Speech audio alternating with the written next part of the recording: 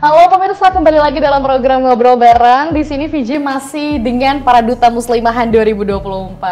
Ada Kak Neng, Kak Nisa, dan Kak Fira.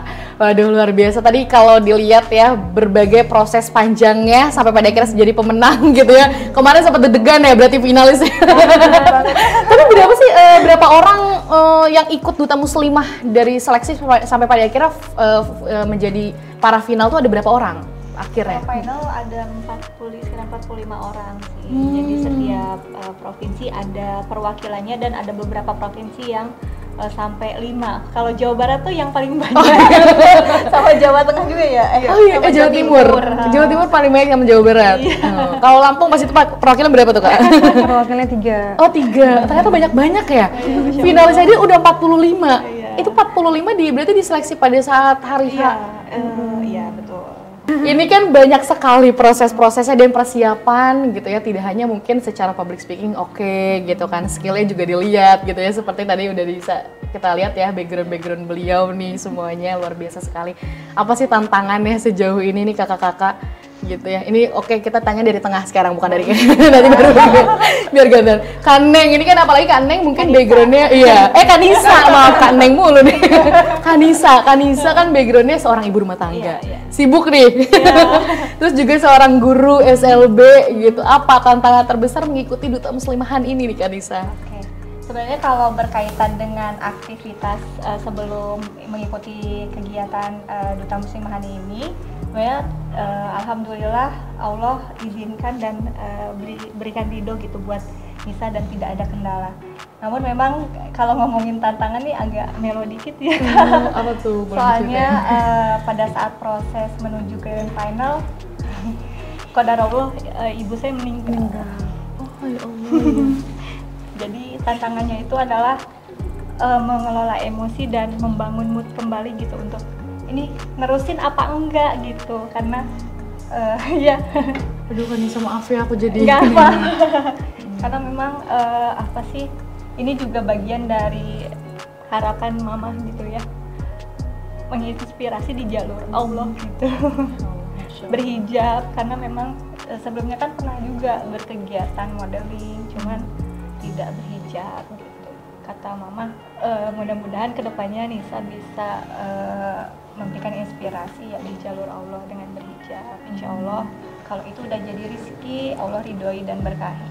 Jadi untuk tantangan yang paling berat dan paling besar buat Nisa menjelang grand final itu bagaimana mengelola emosi, kemudian membangun mood kembali untuk meneruskan nih perjuangan yang sudah setengah perjalanan menuju grand final. Mungkin ada sekitar 2 minggu lagi menuju grand final.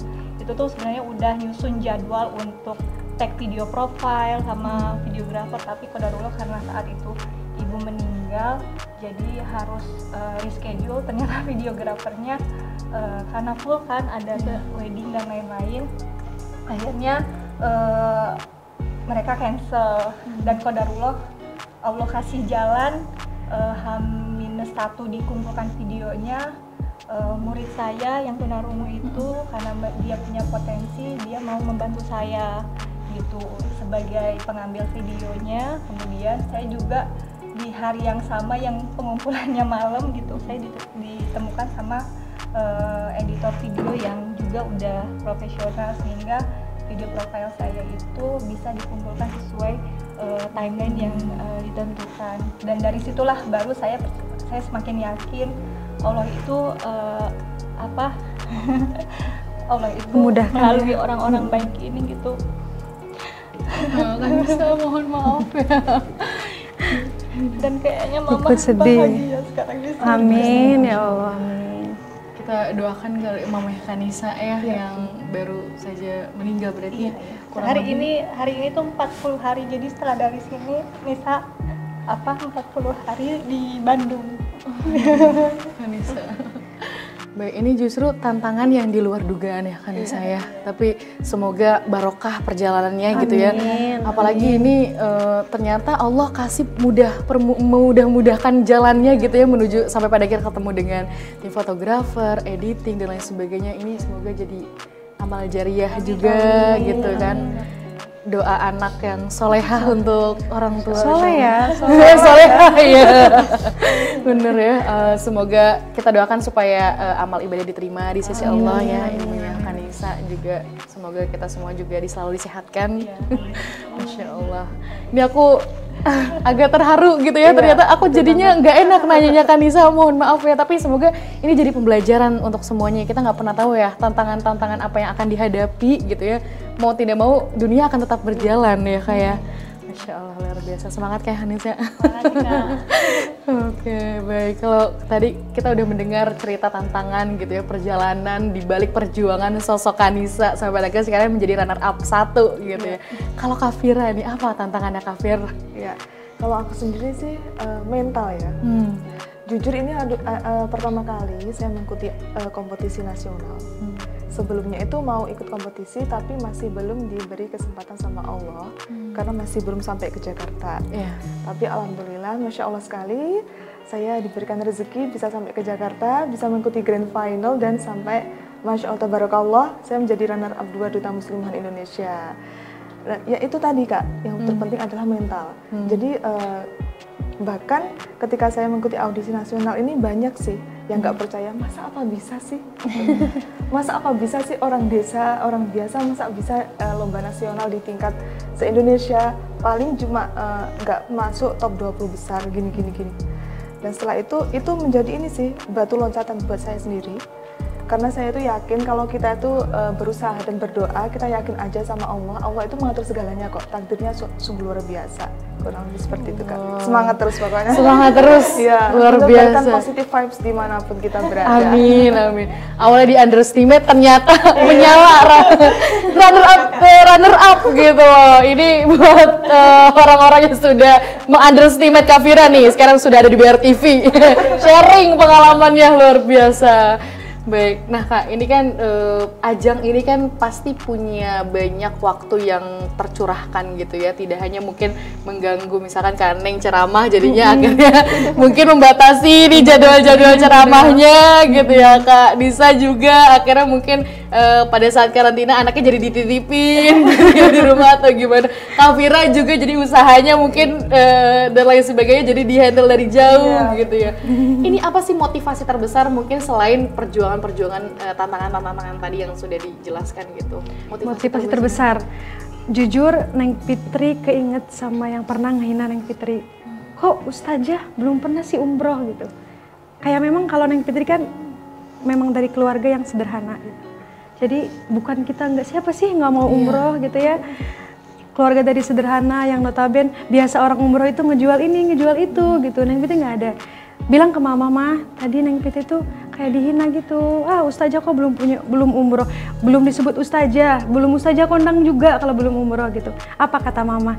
Sabar gelis, sabar sayang. Hinaan itu justru jadi doa. Siapa tahu nanti Neng umroh gitu.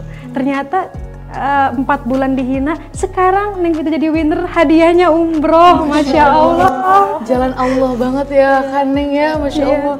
Ini terharu banget aku. Jadi waktu Neng Fitri diumumin jadi winner, itu Neng Fitri kayak ngerasa masih tenang, masih sedih. Sedihnya emang sedih gitu, tapi belum karena mikir terus gitu ya.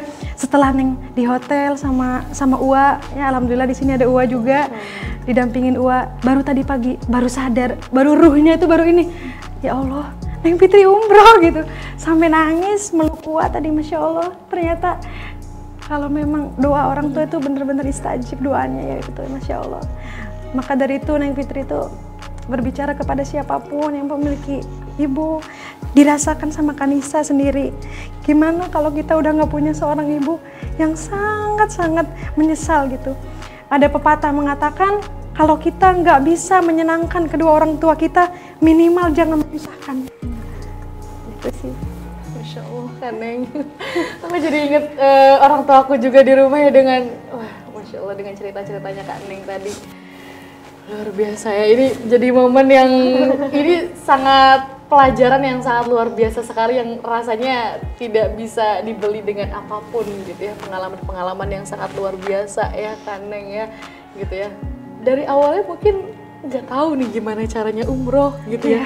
Tapi ternyata lewat ajang ini Allah kasih kesempatan rezeki, akhirnya diumrohkan jadi winner. Masya Allah, luar biasa. Berarti rencana umrohnya insya Allah?